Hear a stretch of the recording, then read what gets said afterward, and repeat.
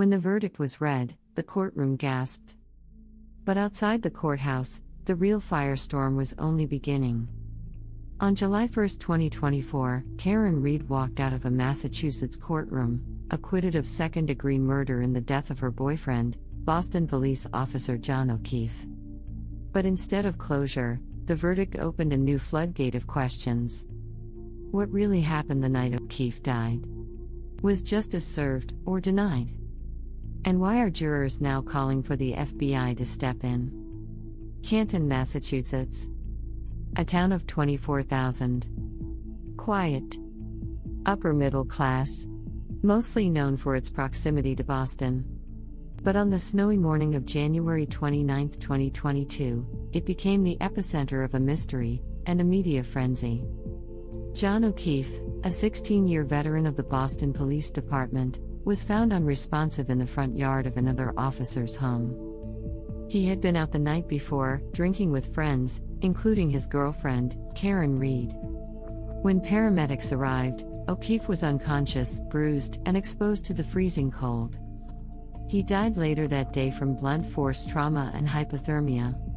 Within hours, suspicion turned to Karen Reed.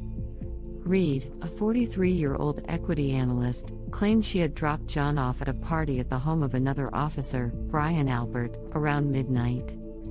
She said she waited outside, texted, called, and when he didn't return, she eventually drove away. The next morning, she and two friends returned to the house and found O'Keefe's body in the snow. But investigators believed something else entirely. According to prosecutors, Reed had backed into O'Keefe with her Lexus SUV during a heated argument, then left him outside to die in the snow. They charged her with second-degree murder, manslaughter while operating under the influence, and leaving the scene of a fatal accident. And so began a case that would divide a town, upend a community, and expose what some now call a blue wall of silence. The prosecution's case was blunt. They said Karen Reed was drunk, angry, jealous.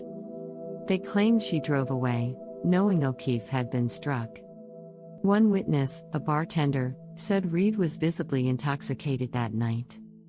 Another said she had argued with O'Keefe earlier in the evening. Her SUV had a broken taillight. DNA evidence showed O'Keefe's hair on the rear of her car. And most damaging, according to police, Reed had allegedly said the words, "I hit him. I hit him. Oh my God." But there were cracks in the narrative. And the defense tore into them. Reed's attorneys launched a blistering counterattack, one that reshaped the trial and shocked the public. They argued that O'Keefe never made it to Karen Reed's car. That instead, he was beaten inside the home of Officer Brian Albert, and then dragged outside, left to freeze to death.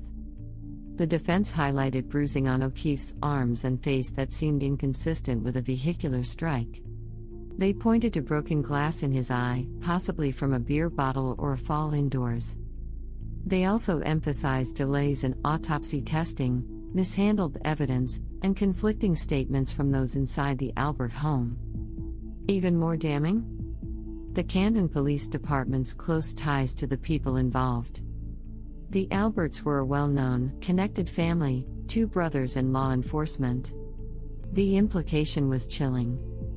A cover-up. A conspiracy. A woman wrongly accused to protect one of their own. Throughout the trial, public opinion was split.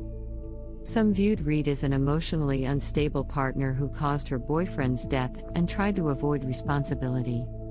Others saw her as the scapegoat in a corrupt system, railroaded by local police, framed to preserve reputations.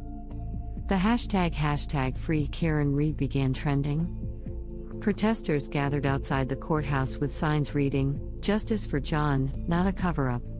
A movement formed online, part true crime crusade, part digital rebellion. When the jury deliberated, tensions were high. And on July 1, 2024, after 5 weeks of trial and 26 hours of deliberation, the verdict came in. Not guilty. On all counts. For some, it was a stunning miscarriage of justice. For others, a long overdue correction.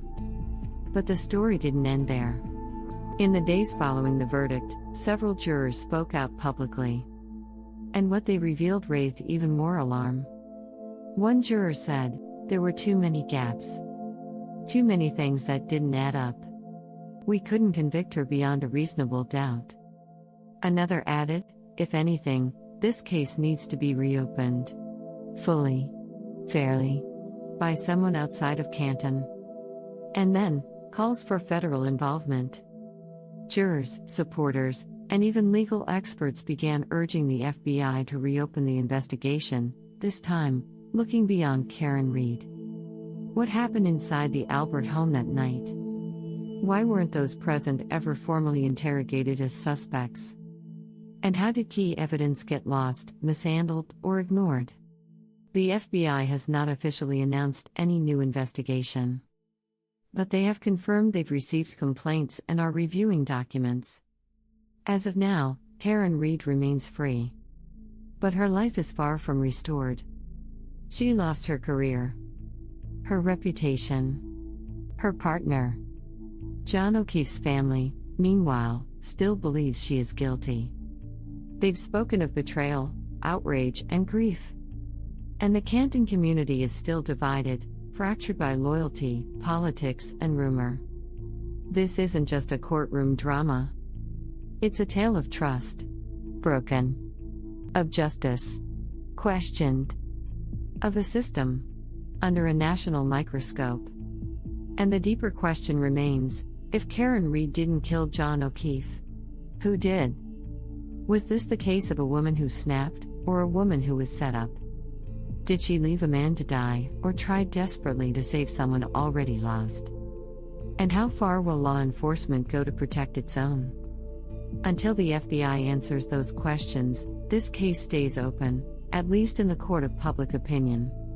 Because sometimes, a verdict is not the end.